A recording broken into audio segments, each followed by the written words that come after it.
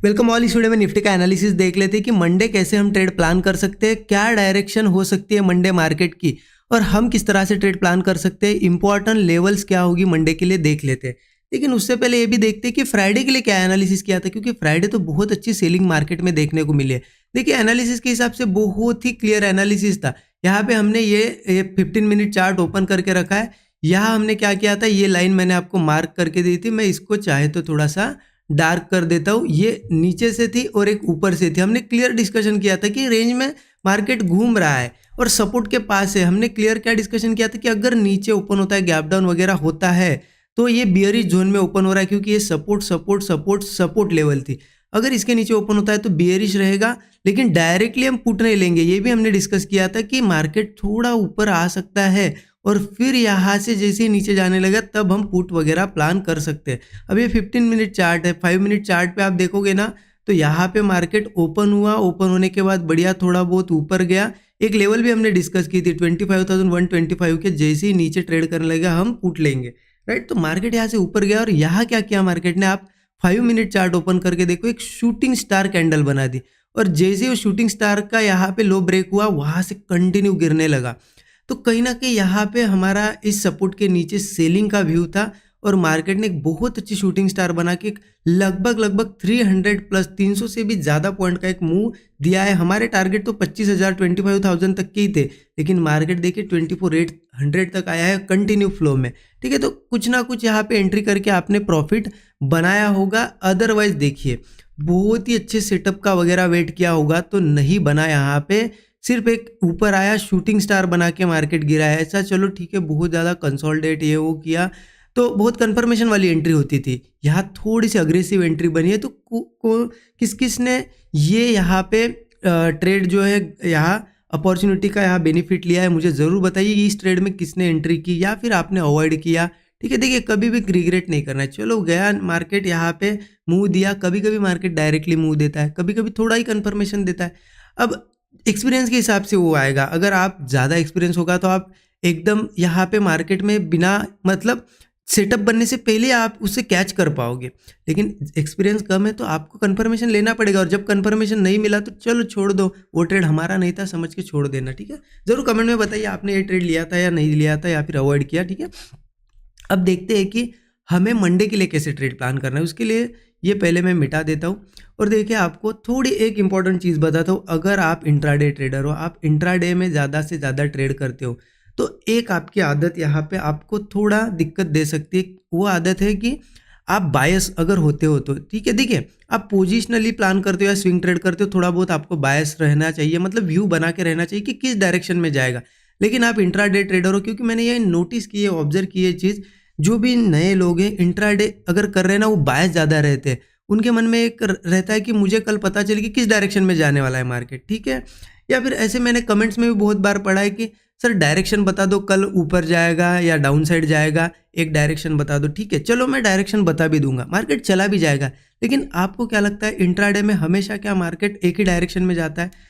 अगर मान लेते हैं यहाँ पे ये ऐसे दिन जो होते ऐसे, मतलब ओपन हुआ और एक डायरेक्शन में गया, ये आपको सिर्फ 10% टाइम दिखेगा। 90% टाइम मार्केट क्या करता है, ठीक है यहाँ ओपन हुआ, यहाँ से यहाँ जाएगा भी, लेकिन कभी भी सीधा नहीं जाएगा, थोड़ा नीचे जाएगा, फिर 100 पॉइंट ऊपर आएगा, फिर 120 पॉइंट नीचे जाएगा, इस तरीके से मूव करता है। इसलिए इंट्राडे अगर आप करते हो ना तो कभी भी आपने बायस नहीं रहना चाहिए। आपने अपॉर्चुनिटी का वेट करना चाहिए। हमेशा छोटी छोटी अपॉर्चुनिटीज कैच करनी चाहिए अगर कोई इंपॉर्टेंट लेवल है, क्योंकि गिरती हुई मार्केट में हमेशा मार्केट गिरता नहीं रहेगा ना, मार्केट गिरेगा, ऐसा कंटिन्यू गिर रहा है, एक सपोर्ट उसे मिल गया, फटाक से वहाँ बाउंस लेगा, 80 से 100 पॉइंट का एक बाउंस बैक करेगा। तो हमें हर अपॉर्चुनिटी के लिए रेडी रहना है कि चलो बेयरिश मार्केट में भी एक कॉल वाली अपसाइड की अपॉर्चुनिटी भी हम कैच कर सकते, क्योंकि आपको यहाँ पे मार्केट बड़े टाइम फ्रेम पे देखो आपको क्या दिखेगा, यहाँ से मार्केट एक महीने में यहाँ गया, ऐसा दिखेगा कि चलो एक महीने में यहाँ तक गया, लेकिन वो कभी भी कंटिन्यू बुलिश नहीं गया। आप इंट्राडे में अगर देखोगे ना क्या होता है, यहाँ ओपन हुआ, क्लोज हो गया, कल वो गैप अप हुआ, फिर से ऊपर नीचे करके क्लोज हुआ, थर्ड डे यहाँ पे यहाँ ओपन होके गया, फिर यहाँ पे साइडवेज हुआ और अल्टीमेटली एक महीने के बाद यहाँ गया। आपको दिख रहा है कि चलो कंटिन्यू गया, लेकिन आप अगर इंट्राडे में देखोगे ना, देखिए इंट्राडे में यहाँ पे ही देखिए किस तरीके से मूव है, मार्केट यहाँ से यहाँ ऊपर गया, लेकिन कैसे गया, देखिए 50-60 पॉइंट ऊपर, 40 पॉइंट नीचे, फिर ऊपर फिर नीचे। इसलिए इंट्राडे में हमेशा आपको लेवल्स पे ट्रेड करना चाहिए या फिर यहाँ पे सेटअप का वेट करना चाहिए लेवल्स पे, और ट्रेड्स लेने चाहिए। आप बायस होके अगर चलोगे, क्योंकि मुझे यहाँ पे बहुत बार कमेंट मैंने अभी बताया ना कि एक डायरेक्शन बता दो किस डायरेक्शन में जाएगा, लेकिन मैं बताऊंगा लेकिन मार्केट तो जाना चाहिए ना। ठीक है, मार्केट यहाँ से यहाँ जाएगा आपको दिखेगा भी, लेकिन गया कैसे, साइडवेज होते, इसलिए अपॉर्चुनिटीज बनो यहाँ पे। ठीक है, मैं आपको बताता हूँ अब ट्रेड कैसे करना है। हम लॉजिक के हिसाब से चलेंगे बिल्कुल। आई होप आप समझ रहे होगे मैं क्या बताना चाहता हूँ। आपको खुला माइंड करके रखना है कि कहाँ अपॉर्चुनिटी मिले मुझे 70-80 पॉइंट यहाँ पे कहाँ कैच करने को मिले, बस मेरा हो जाए 1:3 टारगेट मिल जाए, बस मैं यहाँ पे हैप्पी हूँ, या फिर मैं इनफ यहाँ पे प्रॉफिट बना रहा हूँ। क्योंकि आप एक डायरेक्शन पकड़ने की कोशिश करोगे ना तो बहुत दिक्कत होगी। अब यहाँ देखते हैं, हम 15 मिनट का चार्ट लगा के रखा है कि हम कैसे ट्रेड प्लान कर सकते हैं। देखिए कहीं ना कहीं अब हम अगर समझेंगे, मैं आपको पहले वीकली चार्ट दिखा देता हूँ थोड़ा, क्योंकि पोजिशनली जिनके पास ट्रेड वगैरह है उनको भी हेल्प हो जाएगी। आप वीकली पे देखिए, मार्केट कंटिन्यू ऊपर जा रहा था। यहाँ पे टॉप पे क्या हुआ है, 25,000 के ऊपर तो गया मार्केट, लेकिन ये कैंडलस्टिक पैटर्न जो बनाया ना, ये थोड़ा सा यहाँ पे रिस्की है, मतलब सेल साइड जा सकता है मार्केट, ऐसा बता रहा है। ये अभी का प्राइस एक्शन बता रहा है। आप देखिए कहीं ना कहीं ये ग्रीन कैंडल के बाद एक रेड कैंडल कैसी बनी है, इनगल्फिंग कैंडल। आप थोड़ा कैंडल का अगर नॉलेज रखते हो तो देखिए इनगल्फिंग कैंडल मतलब क्या है कि ये ग्रीन कैंडल जितनी बनी उसके ऊपर कैंडल ओपन हुई वीकली कैंडल और नीचे जाके क्लोज हुई, मतलब प्रीवियस कैंडल को पूरा इनगल्फ कर लिया। और ये पैटर्न चलो चलती हुई मार्केट में बना ना, वहाँ पे नीचे आने की पॉसिबिलिटी कम होती है, लेकिन ये बना कहाँ है, मार्केट ऐसे ब्रेकआउट के बाद, मतलब देखिए ऊपर गया, स्विंग बनाया और ब्रेकआउट दिया। अब ब्रेकआउट पे क्या होता है, हमेशा नई पोजीशंस बनती है यहाँ पे कि लोगों को लगता है कि नहीं अब ये कंटिन्यू ऐसा जाएगा, और वहाँ पे ऐसा सेलिंग का पैटर्न बनाना, तो ये क्या होता है थोड़ा बहुत मार्केट को नीचे लेके आ सकता है। ठीक है, लेकिन नीचे भी आएगा तो एक कोई बड़ी बात नहीं होगी, क्योंकि देखिए मैं 15 मिनट चार्ट पे आपको थोड़ा एक्सप्लेन करता हूँ। अब क्या है ना, हमारी थिंकिंग कैसी बन गई है। ठीक है, ये वीडियो थोड़ा बड़ा बन सकता है, लेकिन पूरा ज़रूर देखिए, मैं ज़्यादा से ज़्यादा चीज़ें बताने की कोशिश करता हूँ। देखिए थिंकिंग क्या बनी है ना, हम पहले मार्केट जैसे कैसे चल रहा था, एक साल पहले का देखोगे आप, कभी भी यहाँ पे 400-500 पॉइंट ऊपर गया 100-200 पॉइंट गिरता था, फिर 400-500 पॉइंट 100-200 पॉइंट नीचे, तो हमें सेलिंग देखने की आदत बन गई थी। लेकिन अभी का मार्केट कैसा चल रहा है, गैप अप होता है ऊपर ही जाता है, गैप अप होता है ऊपर। तो ऐसे एक दिन भी अगर छोटी सी सेलिंग आ जाए ना, हम उसे क्रैश समझ लेते हैं। आप वीडियोस भी देखते हो लोगों की, अरे क्रैश आ जाएगा, ये हो जाएगा, गिर जाएगा।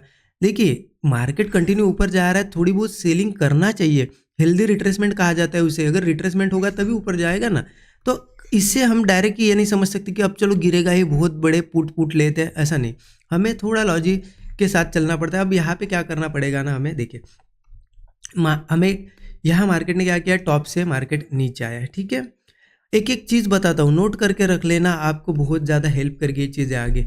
अब यहाँ से गिरा है तो हम इसे सेलिंग अभी नहीं समझ सकते। सेलिंग कब समझ सकते हैं कि मार्केट गिरा, थोड़ा बहुत ऊपर जाने की कोशिश की और अगेन एक स्ट्रक्चर बना। अगर 2-3 दिनों में ऐसा स्ट्रक्चर बनता है तो आप कह सकते हैं कि हाँ अभी ऊपर नहीं जा रहा है, फेलियर आ रहे हैं, स्ट्रक्चर्स के नीचे की साइड जा रहा है। अभी तो इस सेलिंग में हो सकता है ये थोड़ी रिट्रेसमेंट हो, यहाँ से सपोर्ट लेके ऊपर भी जाए। इसलिए हमें यहाँ पे थोड़ा क्या करना पड़ेगा, यहाँ पे देखिए सपोर्ट कहाँ है वो मैं बताता हूँ आपको। सपोर्ट लेवल आ जाती है 24,780, यहाँ पे थोड़ा सा ही नीचे, ज़्यादा नीचे भी नहीं है, यहाँ इस लेवल के आसपास आ जाएगी एक सपोर्ट लेवल 24,780।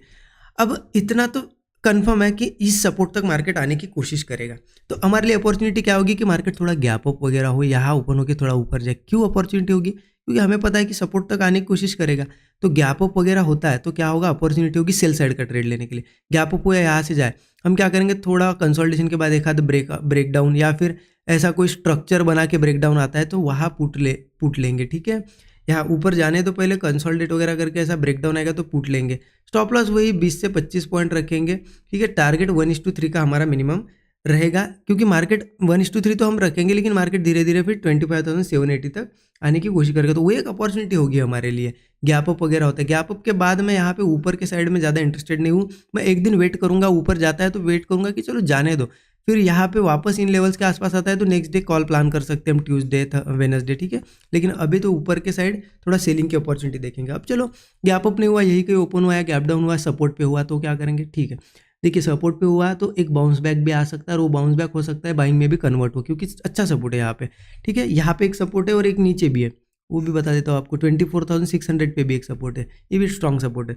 और देखिए मार्केट वैसे भी कंटिन्यू गिरते गिरते आया, यहाँ होल्ड कर रहा है, तो यही कहीं ओपन होता है सपोर्ट पे, और देखिए डबल बॉटम बनाया, होल्ड करके कोई ब्रेकआउट बनाया, कॉल साइड का ट्रेड हम जरूर प्लान करेंगे। लेकिन देखिए जैसा कि सेलिंग ज़्यादा है मार्केट में अभी, तो कॉल साइड जाओगे तो थोड़ा सा स्मॉल क्वांटिटी प्लान करना, क्योंकि रिस्क कम रहेगी। क्योंकि कॉल साइड के ट्रेड फेल होने के चांसेस ऐसे सेलिंग मार्केट में ज़्यादा होते हैं ना, इसलिए कम क्वांटिटी लेंगे। जैसे ही ब्रेकआउट आएगा 20-25 पॉइंट का एसएल लगा के 1:3 का एक टारगेट रखेंगे, ठीक है।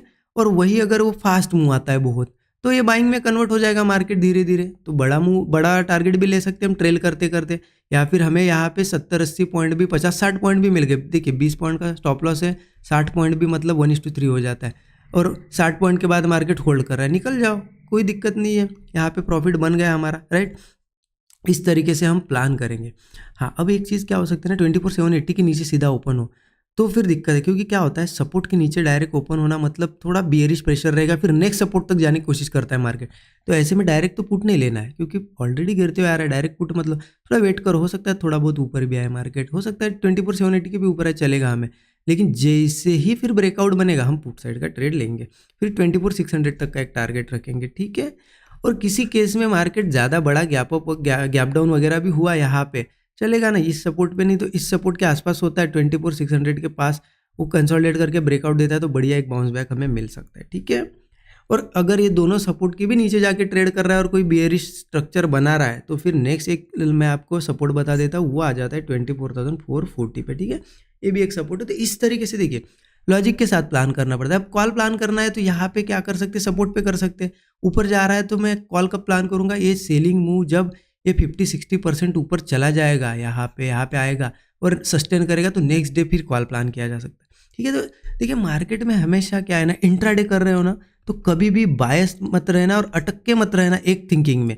व्यू आपका ऐसा खुला रखो कि चलो मार्केट में ऐसा स्ट्रक्चर बनेगा, यहाँ पे आएगा तो ये, क्योंकि कंटिन्यू गिरता नहीं जाएगा ना मार्केट, सपोर्ट पे एक बाउंस बैक देगा 50-60 पॉइंट, बस हो गया ना, वहाँ पे हमारा अच्छा प्रॉफिट बन जाता है, राइट। तो इस तरीके से थिंकिंग रखना है। और देखिए जैसा कि आपको पता है गणेश चतुर्थी है, मेरी तरफ से आप सभी को हार्दिक शुभ